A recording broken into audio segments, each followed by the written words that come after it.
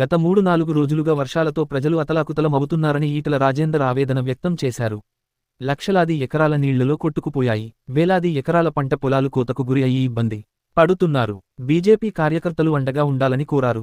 చనిపోయిన వారికి 50 లక్షల రూపాయల నష్టపరిహారం ఇవ్వాలని డిమాండ్ చేశారు. రోడ్లు పునర్నిర్మాణం చేయాలి. పశుసంపద, గొర్రెలు, మత్స్య సంపద నష్టాన్ని అంచనా వేసి నష్టపరిహారం అందించాలని కోరారు. కొట్టుకుపోయిన పంటలే కాకుండా నీళ్లు నిలువ ఉండి మురిగిపోతున్న పంటలకు కూడా నష్టపరిహారం చెల్లించాలి. పార్టీ కార్యకర్తలుగా, నాయకులుగా అండగా ఉండి వాళ్ళకు సేవలు అందించాలని చెప్పి భారతీయ జనతా పార్టీ పక్షాన్ని కోరుతా ఉన్నాం. ఎంతమంది అయితే చనిపోయినారో, చనిపోయినటువంటి వ్యక్తులకి ఒక్కొక్కరికి ప్రభుత్వం వెంటనే 50 లక్షల ఆర్థిక సాయం అందించాలని చెప్పి పార్టీ పరంగా డిమాండ్ చేస్తా ఉన్నాం.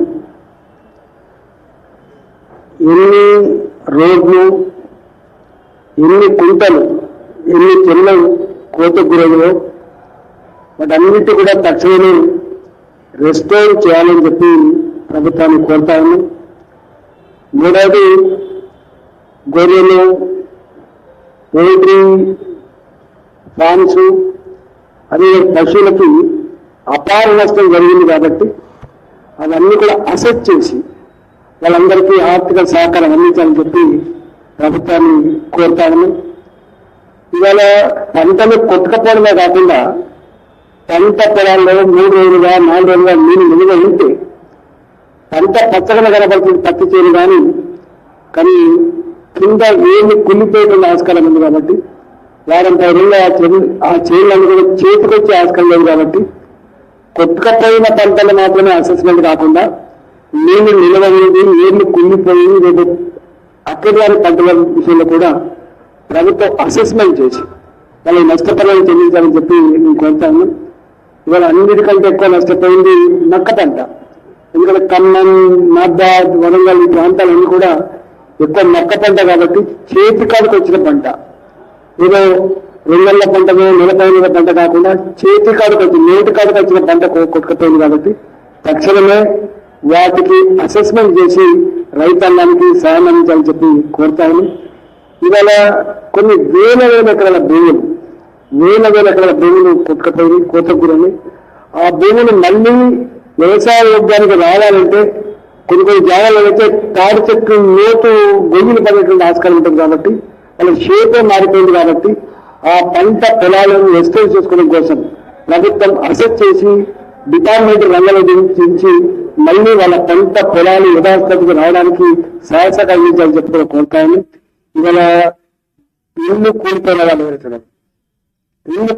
ఎవరైతున్నారు, ఆ కూలిపోయినటువంటి ఇళ్ళని కూడా అసెట్ చేసి లక్షల సాయం ఇవ్వడమే కాకుండా మళ్ళీ వాళ్ళకి ఇల్లు కట్టుకోవడానికి, కూలిపోయిన ఇల్లు కట్టుకోవడానికి డబుల్ బెడ్రూమ్ శాంక్షన్ చేయించాలని, ఆ ఇళ్లలో కట్టు దక్కలతో బయటకొచ్చింది కాబట్టి దొంగల దగ్గర వస్తు పోతుంది కానీ ఇవాళ ఏది పనికి రాకుండా మొత్తం టీవీలు కావచ్చు, ఇళ్లలో ఉన్న ఫ్రిడ్జ్లు కావచ్చు, వంట సామాన్లు కావచ్చు కట్టు దక్కలతో బయటకొచ్చింది. వాళ్ళందరూ కూడా 10,000 రూపాయలు 20,000 రూపాయల సాయం కాకుండా వాళ్ళకి పెద్ద మొత్తంలో సహకారం అందించి వాళ్ళకి దొంగ తీయకుండా, వాళ్ళ రోడ్ల మీద పడకుండా ఆదుకోవాలని చెప్పి నేను కోరుతాను. అక్కడక్కడ కొన్ని షాపులు ఇవాళ ఆ వర్గ ప్రాంతాల్లో ఉన్నటువంటి షాపులు నీటి పాలు అయిపోయింది కాబట్టి షాపులను కూడా అసెప్ట్ చేసి వాళ్ళ మళ్ళీ షాపులు నడుపుతున్నటువంటి సహాయ సహకారం అందించాలని చెప్పి నేను కోరుతాను. ప్రభుత్వ యంత్రాంగం అంతా కూడా ఇవాళ వాళ్ళకు అండగా ఉంది. సంపూర్ణంగా రెస్టోర్ అయ్యేంత వరకు ప్రభుత్వం సహకరించాలని చెప్పి కోరుతాను.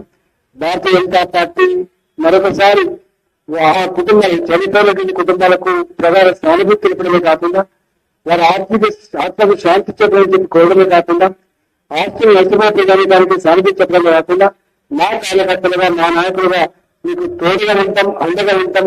ప్రభుత్వ పరంగా అన్ని రకాల సహకారం అందించి ప్రజలు ఆదుకోవాలని చెప్పి ఈ విపత్కరమైన పరిస్థితులలో ఇప్పటికే ప్రధానమంత్రి నరేంద్ర మోడీ గారు కావచ్చు, అమిత్ షా గారు కావచ్చు, ఇద్దరు ముఖ్యమంత్రులు మాట్లాడుతున్నారు కాబట్టి రాజకీయ పరమైనటువంటి అభివృద్ధి కాకుండా కేంద్ర ప్రభుత్వం కూడా తప్పకుండా రాష్ట్రానికి సంబంధించి రిపోర్ట్స్ పోయిన తర్వాత ఇక్కడ సంబంధించి నష్టం తీవ్ర అవన్నీ కూడా పరిశీలించి కేంద్ర ప్రభుత్వం కూడా తప్పకుండా ఆదుకుంటుందని చెప్పి విశ్వాసం ప్రకటిస్తుంది.